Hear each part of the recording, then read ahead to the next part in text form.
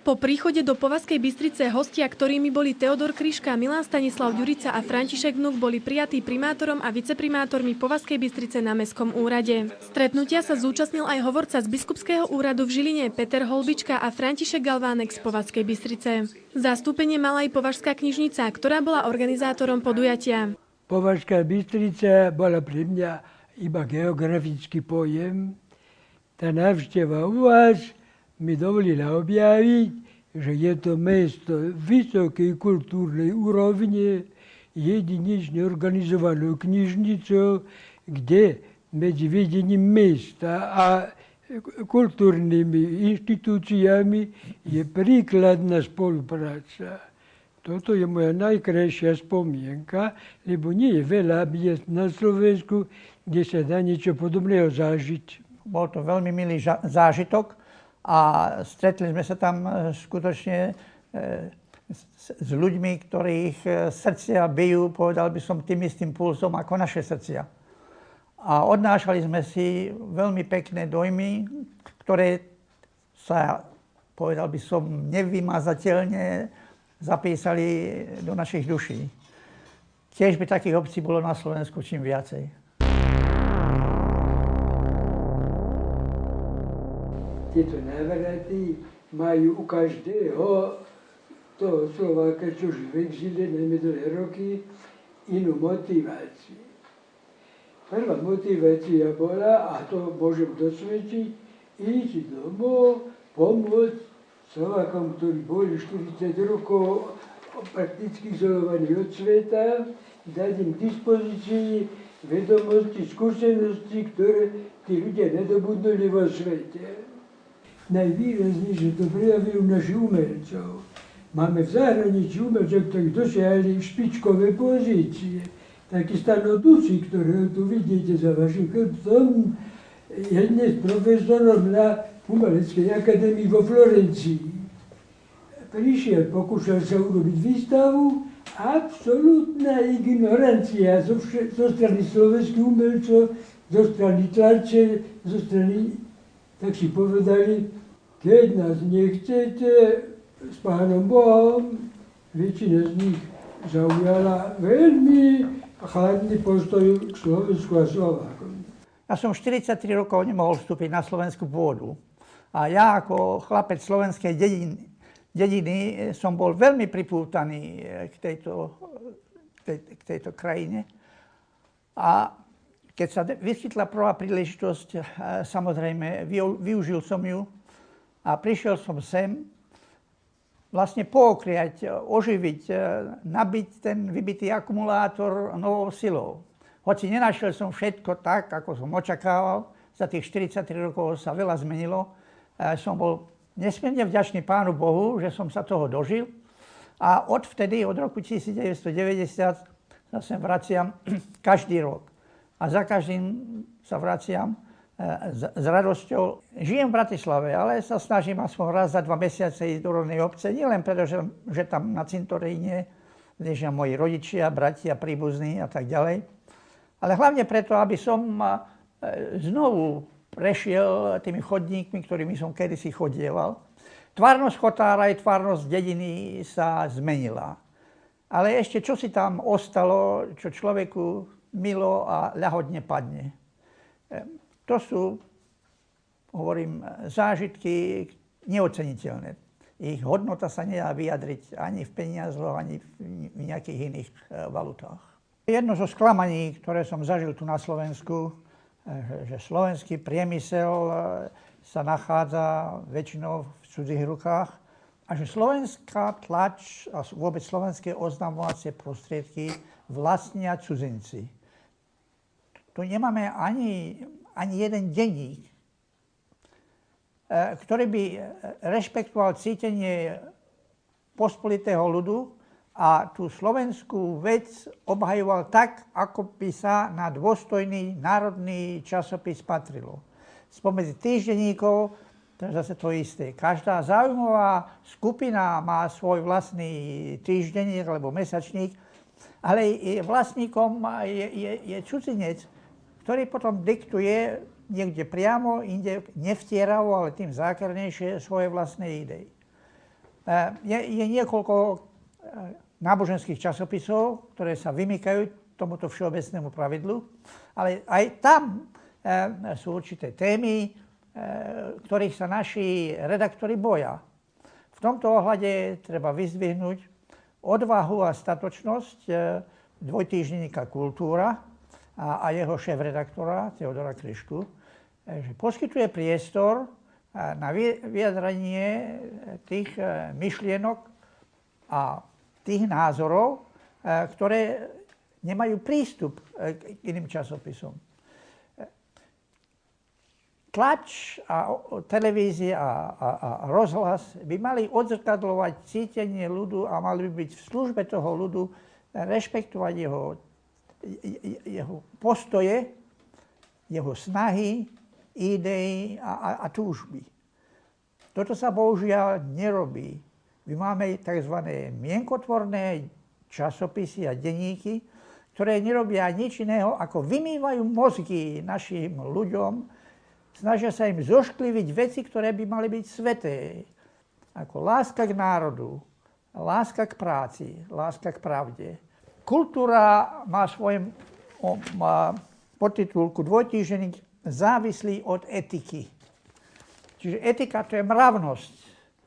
Mravy, spoločenské správanie. Ani jeden z našich tzv. Populárnych týždenníkov alebo mienkotvorných denníkov by si nemohol bez vyčitek svedomia niečo takého dať ako podtitul. A preto treba nám nielen ďakovať redaktorovi a kruhu jeho spolupracovníkov, ale ďakovať Pánu Bohu, že niečo takéhoto máme. A ľutovať, že nemáme niečo viacej, že tento týždenník nevychádza v zväčšenom formáte, teda v zväčšenom rozsahu a týždenne. Lebo toľko veľa vecí treba povedať, toľko veľa lží treba tu vyvrátiť, toľko veľa skutočností treba uviesť na pravú mieru. A zatiaľ to robí iba jeden časopis. Sme kresťanský národ, máme dve politické strany, ktoré majú názve kresťanská, ale to pravé kresťanstvo v nich sa neodráža. Odkedy založili Kultúru, sledoval som ju a usiloval som sa prispieť, ak som mal niečo verejnosti povedať. Lebo čím ďalej to išlo, tým väčšmi sa situácia na Slovensku tak vyvinula, že článok týkajúci sa slovenských dejín alebo situácie na Slovensku, ak je koncipovaný z kresťanského a národného stanoviska, vám takmer nikto neuverejní okrem Kultúry. Moje stanovisko k týmto veciam som už verejne predniesol na viacerých prednáškach, dokonca som vydal tlačov. Tam nájdete veľmi dopodrobná rozobratú odpoveď na tieto veci. Stručne, je to celosvetová, teda nie iba slovenská kampaň, a celosvetová znamená, odtiaľ to vychádza. Od tých, ktorí už 200 rokov inteligentne, študovane pracujú, ako získať totálnu moc nad celým ľudstvom. Tu sa vyťahujú mená, ale kto pozná trochu úzadie, vie, že o tých menách nikdy nikto nebude vedieť, okrem tej veľmi malej hrstky tých, čo to skutočne majú v rukách. Dohady sú, ale vychádza to zo slobodomoravského hnutia, ktorého najzákladnejším princípom je tajomstvo. Každý stupeň, pred prijatím stupňa, každý kandidát musí odprisáhať mlčanlivosť v tých veciach, ktoré sa jemu zveria a všetci vedia, lebo ritus pritom je, že sa musí položiť do umýšnej roli a vidie pred sebou ľudskú kostru. To znamená, ak zradím, som synom smrti. Ak to poznajú dejiny, vie, že záhadní smrti politikov, podnikateľov a tak ďalej, nikdy nikto nedokázal vysvetliť ani nikoho obviniť. To znamená, vieme, že je v Behu svetová sila, ktorá sa usiluje zničiť náboženstvo vôbec, počnúť katolíckou cirkvou. A druhým jej cieľom je takisto vymazať národy. Čo znamená občianská spoločnosť. Ak sa trošku pozriete do dejín, tieto dva ciele boli a sú totožné tak pre marxistický bolševizmus v Rusku a v jeho vplyve, ako aj americký kapitalizmus. Možno ste si nevšimli, ale paralelne z osobných dokumentov, občianských preukazov a pasov vymazali najprv náboženstvo, potom aj národnosť. To sú malé, zdanlivo nevinné kroky, ktorými sa pripravuje totálne ovládanie. Dajú vám čip a budú vedieť o vás všetko od narodenia po smrť. Preto hovorím, špekulovať o tom je trochu naivné, lebo bohužiaľ nie vo svete sily, ktorá by bola schopná kontrolovať, brzdiť alebo paralizovať toto hnutie. Aby ste vedeli, proti komu bojovať, musíte vedieť, kto to je. Od 4.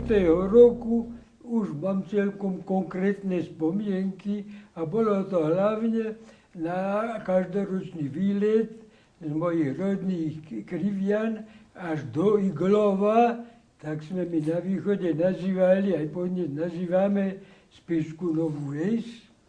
Neboli sme v biede, ale ani bohatí, taký stredný slovenský podnikavý dedinčan. Starý otec sa dopracoval k tomu, že založil prvý katolícky obchod s miešaným tovarom, k tomu krčmu a stal sa doživotným richtárom, starostom obce.